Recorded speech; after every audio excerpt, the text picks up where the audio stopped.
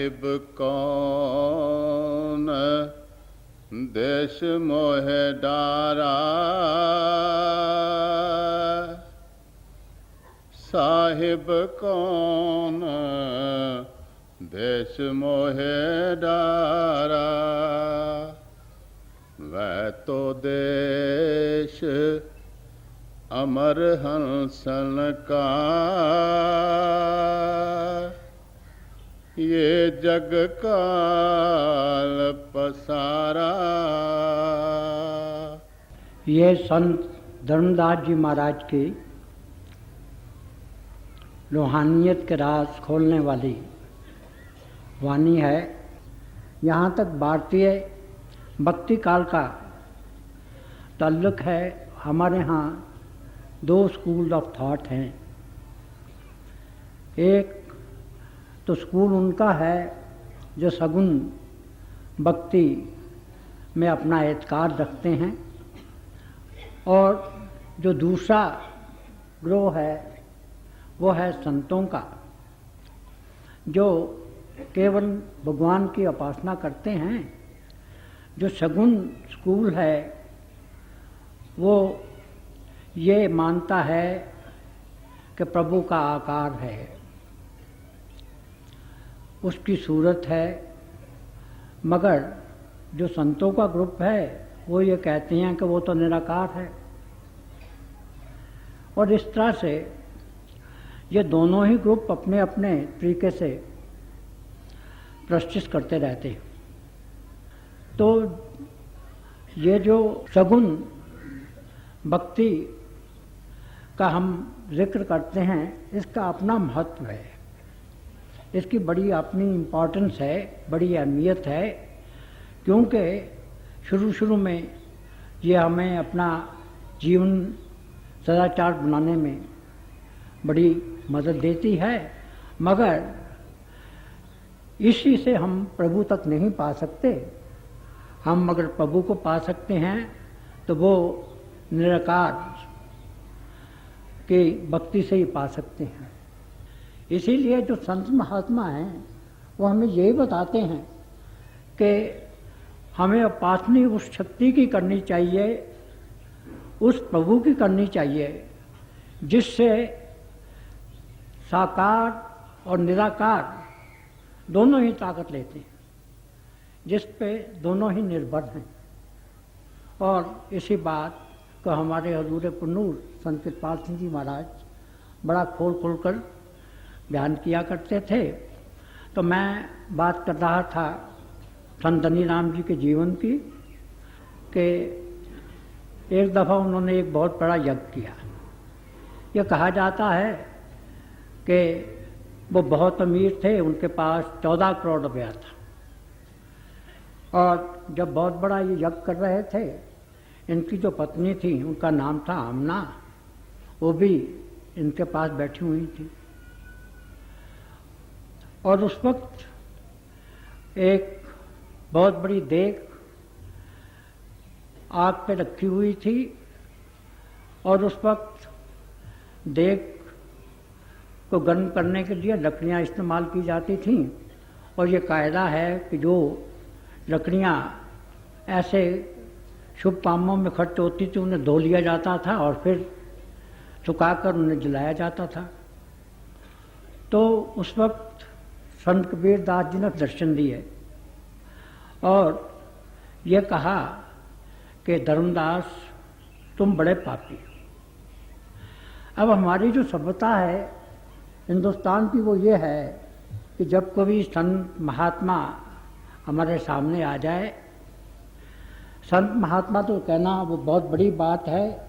हमारी सभ्यता तो ये है कि अगर पिता सामने हो, माता सामने हो, बड़ा भाई सामने हो, तो हम वो अगर कुछ बात कह भी दे तो हम खामोश हो जाते हैं, हम बोलते नहीं। मगर ये एक तरीका रहा है। हमारे हुजूर पुन्नूर कहा करते थे कि ज़र और ज़न जो हैं ये हमें सही रास्ते से बहुत दूर ले जाते हैं। तो एक तो जो उनकी पत्नी थी आमना, कहते हैं कि प्रभु ने उन्हें हुस्न से माला माल किया था, बहुत खूबसूरत थी, बहुत सुंदर थी, और दूसरा उनके पास इतना पैसा था। तो ये कुदरती बात थी कि वो हर वक्त आसमान पे उड़ा करती थी, ज़मीन पे उनके पाँव नहीं लगते थे। उनमें बड़ी ईगो थी, वो बड़ी मगरूर थी। तो वो संत कबीर साहब की इस बात को सहन न कर सकीं और उन्होंने चिल्लाकर कहा कि जो मेरे पति को पापी कहता है वो खुद पापी है। अब ये बात धर्मदास जी को भी बुरी लगी, मगर इसी असना में कबीर साहब ने ये कहा कि भाई ये जो आप लकड़ियाँ जला रहे हो, इन्हें फोड़ के तो देखो कि कितने जीवों को तुम हलाक कर रहे हो। फिर वो गायब हो गए। तो इस तरह से धर्मदास जी ने अपने मन में बहुत सोचा और उन्होंने जब उन लकड़ियों को तो तोड़ा तो उसमें से सैकड़ों ही छोटे छोटे कीड़े थे। अब उन्होंने अपनी पत्नी से तंगोतुरुष होकर भी कहा कि देखो तुम अपनी जुबान संभाल के रखा करो, जब कोई बुजुर्ग आए, जब कोई संत आए तो हमें बड़ी नम्रता से काम लेना चाहिए। तो वो और भी तैश में आ गई और कहने लगी, देखिए हमारे पास कितने करोड़ रुपए हैं, हम तो कई जग कर सकते हैं, और जब गुड़ होता है और जहाँ गुड़ होता है मक्खियाँ आ ही जाती हैं, तो ये खुद ब खुद ही आ जाएंगे। तो इसके बाद उन्होंने बहुत से यज्ञ किए, काशी में भी किया, हरिद्वार में भी किया, और भी बहुत से जगहों पे यज्ञ किए। और वहाँ धर्मदास जी अब रास्ते पे आंखें बिछाए बैठे हैं कि कब उन्हें कबीर साहब के दर्शन होते हैं, मगर कबीर साहब की इच्छा ऐसी थी कि उन्हें दर्शन नहीं। आखिर में आकर जब धर्मदास जी के पास जितने भी रुपए थे वो सब के सब खर्च हो गए, और इसके साथ साथ ही जिंदगी का जो बेहतरीन हिस्सा था जवानी का और देड़बन का, वो भी साथ ही साथ ढल गया। तो अब उनके पास ना तो पैसा रहा था, ना उनकी सेहत बहुत अच्छी थी। उन्होंने तमाम जीवन इस तरह से गुजारा था कि लोग रोज़ उनके यहाँ से आके लंगर में खाना खाते थे और वो बहुत पुण्यदान करते थे। और अब उनके पास ना तो पुण्यदान करने के लिए पैसा था, ना ही उनकी सेहत ठीक रहती थी।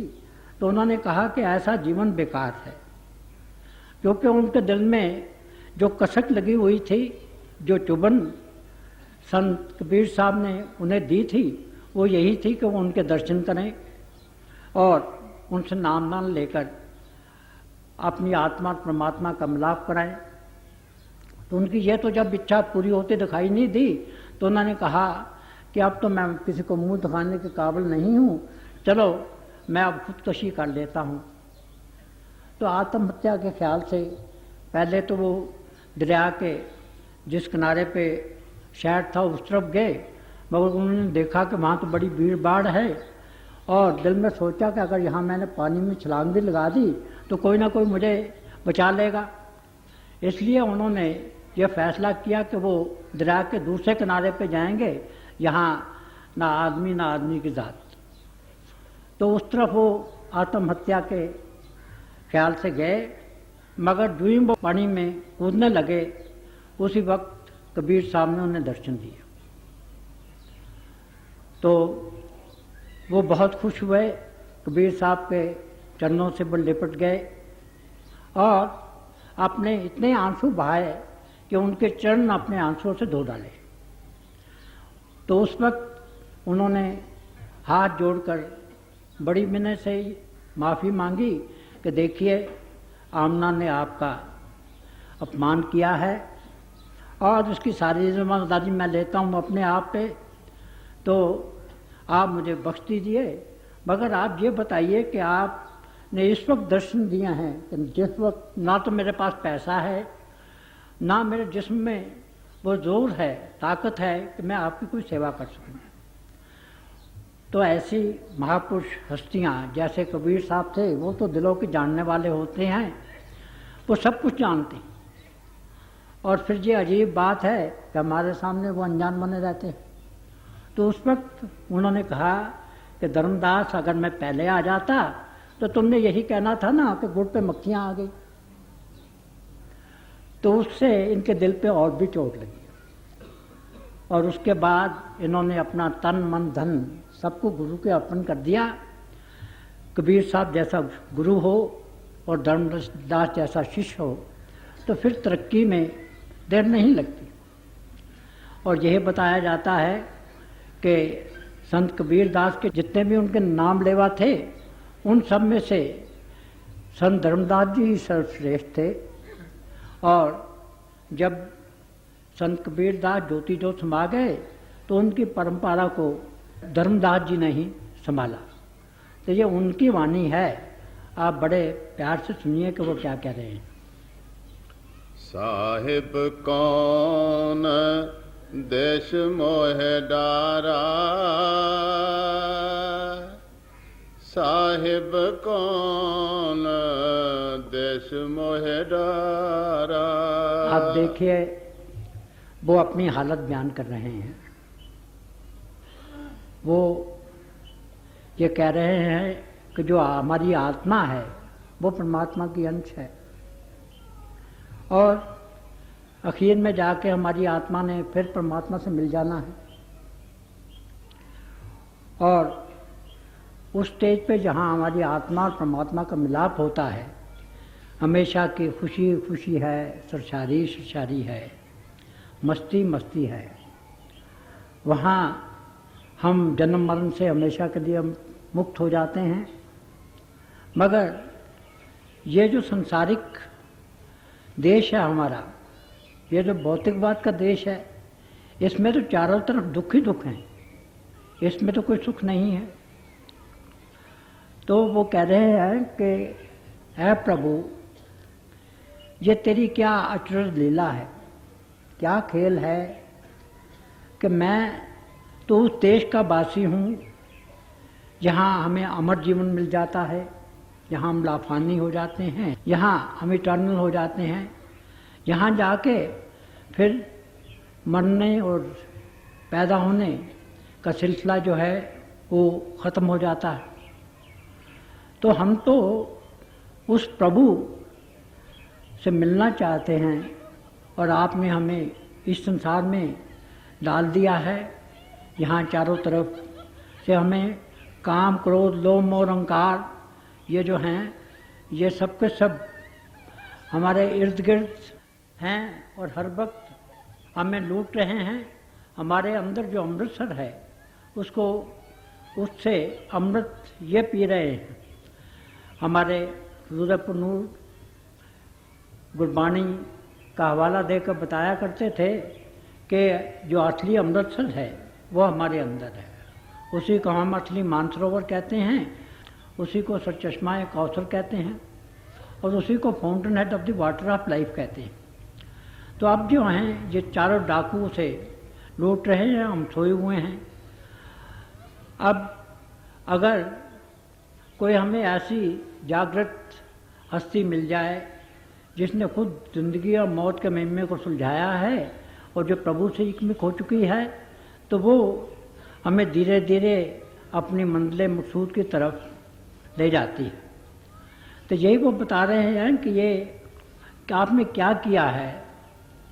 ये मुझे तो बड़ी अचरज बात मालूम होती है कि हमारी आत्माएं जो अमर थीं, जो जावदानी थीं, लाफानी थीं, जो प्रभु से एकमिक थीं, उन्हें आपने आके इस संसार में भेज दिया है कि यहाँ चारों तरफ गुनाहों का जाल है। 5 डाकू काम, क्रोध, लोभ, मोह, अहंकार हमें हर वक्त लूट रहे हैं। यहाँ माया है, यहाँ 3 गुण हैं। अब हमारी आत्मा पे 3 जिस्म भी है। ये पहले हमारा स्थूल शरीर है, फिर सूक्ष्म शरीर है, फिर कारण शरीर है, और इसी तरह से 25 प्रकृति से हम घिरे हुए हैं। तो ये जितनी चीज़ें हैं ये हमारे इर्द गिर्द खोल बनी हुई हैं और हम उनसे पार नहीं जा सकते हैं। और ये संसार ऐसा है कि इसमें पग पग पर गुनाहों की दुकानें सजी हुई हैं और इंसान बेचारे का क्या बस है, वो तो किसी ना किसी गुनाह में गलतान हो जाता है। तो इस वक्त वो अपने दिल से प्रभु से पुकार करता है कि ऐ प्रभु, ऐ परवरदिगार, मुझ में तो ये ताकत है नहीं कि मैं इन जितने मेरे इर्द गिर्द गिलाफ हैं उन सब से मैं पार आ सकूँ, मैं गुनाहों से बच सकूँ। और कभी कभी तो वो ये भी क्या उठता है कि हम फरिश्ते नहीं, आया वाइज आदमी हैं, गुनाह करते हैं। तो कभी कभी तो गुनाह हो जाता है और इसलिए वो आप में आपको बड़ा हेल्पलेस समझ के प्रभु से प्रार्थना करता है कि ऐ प्रभु, अब आप ही मेरी मदद को आओ। मेरे बुत्ते का तो ये है नहीं कि मैं पांचों ये जो डाकू हैं इनसे बच जाऊं, मोह माया से बच जाऊं, जो दुनिया के पदार्थ हैं उनसे बच जाऊं। तो जब उसके दिल से ऐसी फूक निकलती है, जब वो सिसकता है तो प्रभु उसकी आवाज़ सुनता है। दशमेश पिता ने कहा है कि जो प्रभु है वो एक चूंटी के दिल से निकली आवाज़ को पहले सुनता है और हाथी के चिंगार को बाद में सुनता है। और जब प्रभु ऐसी दिल की पुकार को सुनता है, दिल की चीख सुनता है, तो खुद कोई ना कोई इंसानी जामा धारण करके आ जाता है। तब यही कह रहे हैं कि आपकी क्या आचरण लीला है कि आपने हमें इस संसार में ला के फंसा दिया है। अब हमारी हालत तो वैसी है जैसी कि ख्वाजा हाफिज ने कही है कि हमारे हाथ पाँव जिस्म सारा एक लकड़ी के तख्ते पे बांध दिया गया है और वो समंदर की लहरों पे छोड़ दिया गया है। वहाँ तो ऊंची लहरें भी आती हैं, नीची भी आती हैं, और जब ऊंची लहरें आती हैं तो वो सर से गुजर जाती हैं। तो वो कहते हैं कि ये आपका अजीब खेल है कि एक तरफ तो हमें सर से और पाँव से बांध दिया है तख्ते से, और फिर ये हुक्म होता है कि दामन तन मुकने शाबाश, कि देखिए आपके कहीं कपड़े गीले नहीं हो जाए। तो ऐसी हालत में जब हमारी आत्मा आवाज़ारी करती है, दिल से उसके हुक उठती है, तो प्रभु उसे सुनता है और आकर किसी न किसी महात्मा की सूरत में इस दुनिया में आकर हमारा परोपकार करता है। साहिब कौन देश मोह डारा, साहिब कौन देश मोह डारा, वह तो देश अमर हंसन का, ये जग काल पसारा। अब ये कहते हैं कि जिस देश के हम वासी हैं उसे आप अनामी कह लीजिए या कोई और कह लीजिए, वो जो देश है वो तो हमेशा रहने वाला है। वहाँ जो रहते हैं वो अमर हैं, वो नाशवान नहीं हैं, और वहाँ तो हर वक्त खुशी है, सरमस्ती है। मगर जिस दुनिया में हम आ गए हैं ये तो दुनिया फना होने वाली है, ये तो अमर नहीं है, क्योंकि हमें जो इंसानी ज़िंदगी भी मिलती है तो वो चंद वर्षों की मिलती है, उसके बाद हमारा इंतकाल हो जाता है। यानी इंसानी जीवन से हमारी आत्मा निकलकर किसी दूसरी दुनिया में चली जाती है या नरक और स्वर्ग में चली जाती है। और ये जो संसार है ये भी हमेशा रहने वाला नहीं है, क्योंकि हमें धर्म ग्रंथ जो बताते हैं कि कई प्रलय आई हैं, कई महाप्रलय आई हैं। तो वो कह रहे हैं कि देखिए हमारा जो असली धाम है, जो हमारा असली घर है, वो तो हमेशा रहने वाला है, और जो दुनिया है ये फ़ानी है। जब हम अपने निज घर में होते हैं तो वहाँ हम प्रभु में लीन हो जाते हैं। मगर इस संसार में तो काल का पसारा है, तो लोकीनाथ का राज है, और यहाँ तो दुख ही दुख हैं, तकलीफ़ें ही तकलीफ़ें हैं, दर्द ही दर्द है। यहाँ तो एक पल हमें आराम नहीं मिलता। एक शायर ने हमारी इस ज़िंदगी के मतलब कहा है कि आराम का पहलू कोई नहीं, करवट का बदलना मुश्किल है। कहते हैं कि दिल है बाईं जानिब, क्या दैनी जानिब भी दिल है। तो भी कहते हैं कि जो दिल है वो तो हर वक्त हमारा बेचैन रहता है, हर वक्त एक तदब्जुब में रहता है।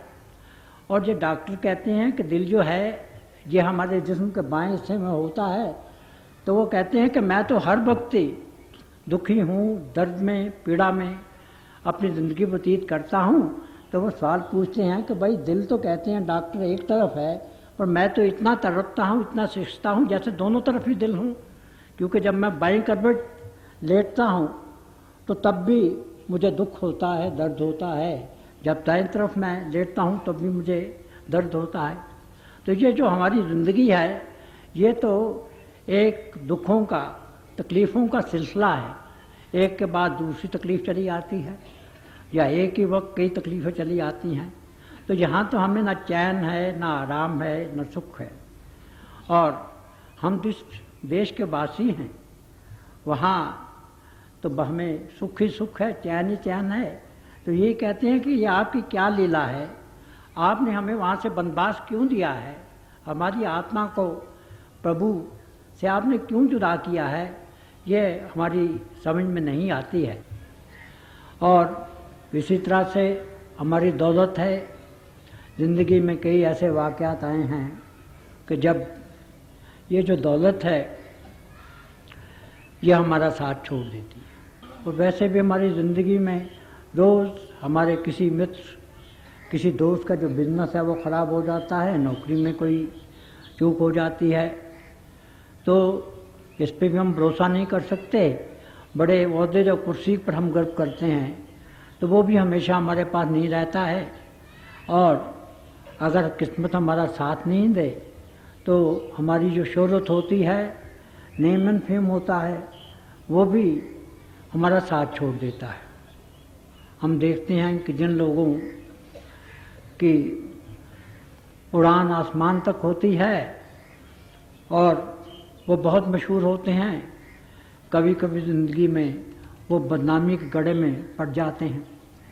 तो यही कहते हैं कि ये जो संसार है इसकी तो कोई भी चीज़ हमारे साथ जाने वाली नहीं। और अगर यहाँ से कोई हमारे साथ जाता है वो एक गुरु जाता है और एक उसका नाम जाता है। क्योंकि यही कुर्बानी में भी आया है कि हंस अकेला जाए।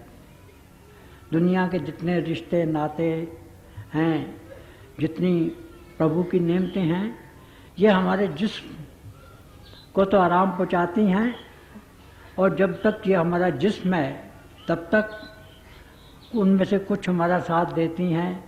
मगर जब हमारा अंत समय आता है तो उस वक्त इनमें से कोई चीज़ हमारा साथ नहीं देती। तो यही अंत में वो प्रार्थना करते हैं कि हम पे आप दया कीजिए और हमें जो हमारी ज़िंदगी का ध्येय है, हमारी आत्मा और परमात्मा के मिलने का, उसे आप पूरा कर दीजिए। और हम इसके लिए आप पे बार बार कुर्बान जाते हैं कि आपने हम भी इतनी बख्शिश की है। धर्मदास बिनवे कर जोड़े, अब के अर्ज हमारा। अब ये कहते हैं कि ये हमारी आखिरी प्रार्थना है, ये दिल की गहराइयों से नहीं, रूह की गहराइयों से निकली। हम इस गुनाहों की दुनिया में बुरी तरह से फंसे हुए हैं। हमारे बस की बात नहीं है कि हम इससे निजात पाएँ। आप अपनी दया मेर से हमें अपनी छत्र छाया में ले लीजिए और फिर जितनी ये रूहानी नेमतें हैं वे हमें सब बख्श दीजिए और हमें उस रास्ते पे सफ़र करा दीजिए कि जिस पर चलकर हमारी आत्मा और परमात्मा का मिलाप होता है।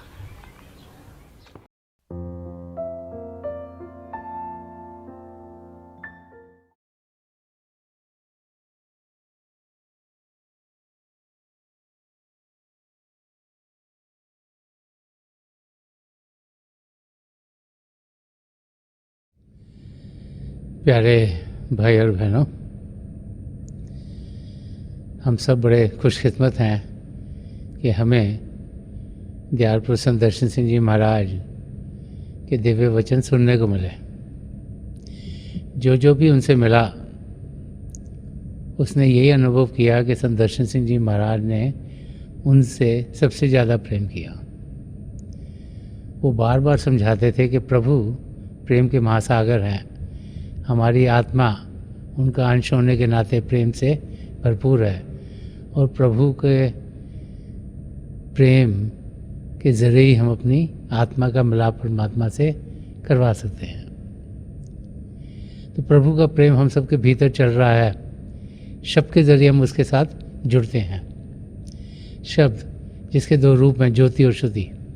तो थोड़ी देर के लिए आप सब प्रभु की ज्योत के दर्शन के लिए बैठ जाइएगा। आप जहाँ भी बैठे आराम से बैठेगा, अपनी आंखें बंद कर लीजिएगा और जो आपके आई बॉल्स हैं आँखों के डले सीधे सामने होने चाहिए, जैसे कि आप 8 या 10 इंच अपने सामने फोकस हों। आंखें बंद करते ही वो भाई बहन जिन्हें नाम की देन मिली आप सिमरन कीजिएगा, और जो भाई बहन यहाँ नए हैं वो पिता परमेश्वर के किसी भी नाम का जाप कर सकते हैं। जाप मन ही मन करना है, ऊंचा नहीं दोहराना। आपके सामने रोशनी के चिन्ह दिखेंगे, बड़े ध्यान से जो भी नज़ारे दिखते हैं उसे ध्यान से देखिएगा और आप देखेंगे कि दिन ब दिन जैसे जैसे आप अभ्यास करते चल जाएंगे, आपको अंदर में प्रभु की ज्योति, आसमान, सितारे, चंद्रमा, सूर्य और बहुत से नज़ारे देखने को मिलेंगे।